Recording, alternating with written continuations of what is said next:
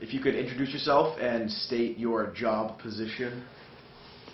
Sure. My name is Eric Norman. I'm Vice President of the Boston Conservatory, and I've been Vice President at one of the colleges at UNH and CFO at a boarding school, so I'm quite familiar with the education industry, I like to think.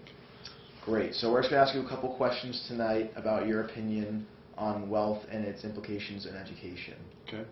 So does a college applicant's financial background factor into the admissions process? You know, every school is different. You know, there are the wealthier schools that can build a student body without regard to finance. Some of the schools in the wealthiest are actually need blind, which means they accept students without any regard for their financial position. That said, most of the schools, and there's over 2,000 colleges and universities in the country, are forced to support their high cost and infrastructure.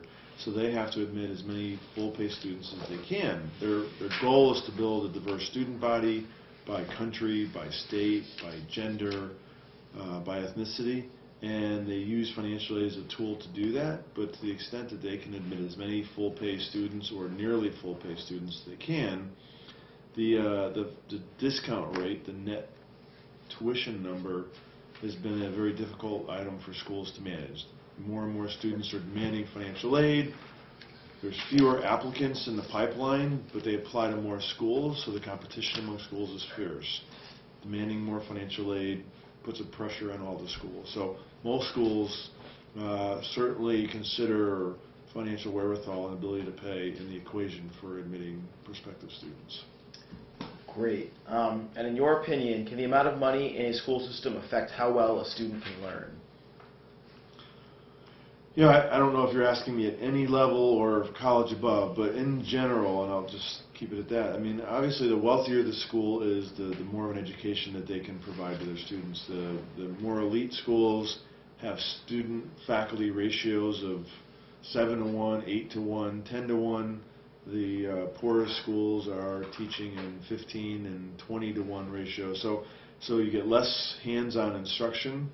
Facilities, technology, infrastructure, quality of faculty, quality of facility, amount and quality of technology, learning softwares, all are impacted obviously by budgets and by dollars. So obviously the more money a school has, the better platform it can provide to students, the better faculty it can provide to students, the more hands-on training, the lower the student-faculty ratio would be. So, I mean, to answer your question in a word, yes, the more money a school has, the better they're able to provide an education. Perfect.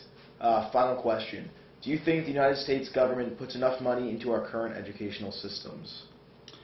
I think the government spends primarily most of its dollars in two ways. One on direct subsidies of programs like No Student Left Behind and in the federal loan program.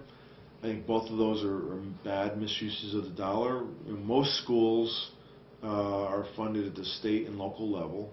And then the federal programs such as No Child Left Behind.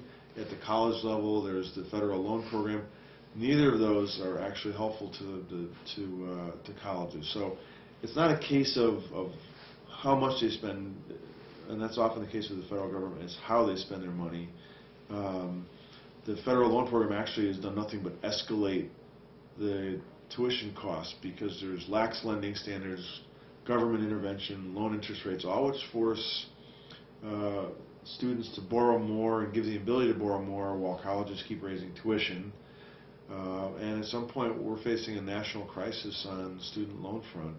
The other side of the equation is programs like No Student Left Behind. They really alter the way grading and classroom instruction is held. So I really think the federal government would be much better either staying completely out of the education business or conversely funding directly, direct subsidies through state and local agencies and let them deal with education. But I don't believe that the federal government should be involved in the education process. Great. Thank you for your time tonight, Eric. You're welcome, Matthew. Take care.